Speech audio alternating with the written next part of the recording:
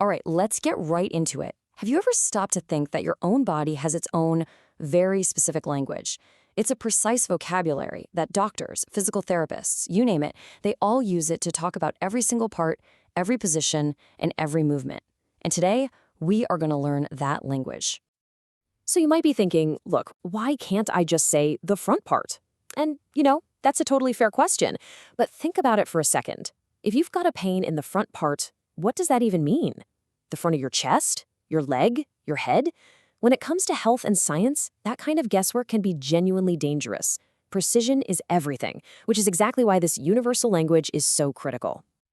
So, to build this language, we've got to start with the foundation. We're going to kick things off by looking at two core ideas that, when you put them together, give us the complete picture of the human body. Okay, so here's the breakdown. Anatomy is the what. Think of it like the body's blueprint. It identifies all the parts and shows how they all fit together. Then you've got physiology, which is the how. It explains how all those parts actually work. For what we're doing today, we're zeroing in on anatomy, learning to name the parts and know exactly where they are. Now, before we can even begin to talk about directions like up, down, left, or right, we need a universal starting line, a default setting. Think of it as the true north on a map, but for the entire human body. And this is it. This single position is the bedrock for everything else we're about to cover. So burn this into your brain. Body standing straight up, feet parallel, arms just hanging at the sides with the palms facing forward. It doesn't matter if a person is lying down or sitting in a chair, every single anatomical description assumes the body begins in this exact position. All right, now that we've got our map's true north all set, it's time to learn the GPS coordinates. We're going to go through the most important directional terms, and you'll see they almost always come in pairs, like opposites. First up, we've got the most straightforward pair of all. Anterior simply means the front of the body, and posterior means the back. So, for example, your nose is on the anterior side of your head, while your shoulder blades are on the posterior side. Easy enough, right? And you can see that perfect division right here in this diagram. The front view, that's anterior. The back view, that's posterior. It's just a clean, simple line separating the two. Next up, let's look at the vertical axes. Superior means toward the head or the upper part of something, while inferior means toward the lower part. So your heart is superior to your stomach, and your knees are inferior to your hips. Now for this next pair, I want you to do something for me. Just imagine a perfectly straight, invisible line running right down the center of your body, splitting you into equal left and right halves. That imaginary line is called the midline, and it's the key to understanding this next set of terms. So medial means closer to that midline, while lateral means farther away from it. Just think of it like this. Your nose is medial, right in the center, while your ears are way out to the sides. They're lateral. Your chest is medial to your arms. These next two terms are incredibly useful, especially when you're talking about our limbs, our arms and legs. Proximal means nearer to the trunk or where the limb connects to the body. And distal, well, that just means farther away from that connection point. It's really all about perspective from the body's core. So take your arm. Your shoulder is the most proximal part. As you move down your arm, the elbow is distal to the shoulder, but it's proximal to the wrist. And your fingers? They're way out there at the end, making them the most distal part of all.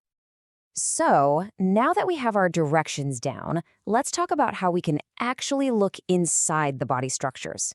To do this, I want you to imagine that we can pass these invisible panes of glass, or planes, right through the body.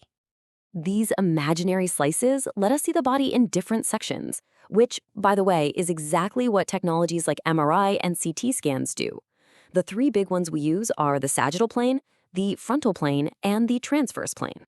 So let's compare the two vertical planes. The sagittal plane, that's the one you see here on the left, it slices the body into left and right pieces. If the cut is perfectly down the middle, we call it a mid-sagittal plane. Now the frontal plane, on the right, divides the body into anterior and posterior parts, or, front and back. Okay, we have mapped the body and we've figured out how to slice it. Now for the really fun part. Let's put it all in motion. This last section is all about the language we use to describe how we actually move. And here we have the two most basic movements of them all. Flexion is when you decrease the angle of a joint. In other words, you bend it. Extension is the exact opposite. You increase the angle to straighten it back out. Go ahead, try it with your elbow right now. That's flexion, and that's extension. See? You're already speaking the language. All right, now for a fantastic little memory trick. When it comes to rotating your forearm, I want you to just remember this one simple phrase: hold the soup. Here's how it works. Supination is when you rotate your forearm so your palm faces up, just like you're holding a bowl of soup.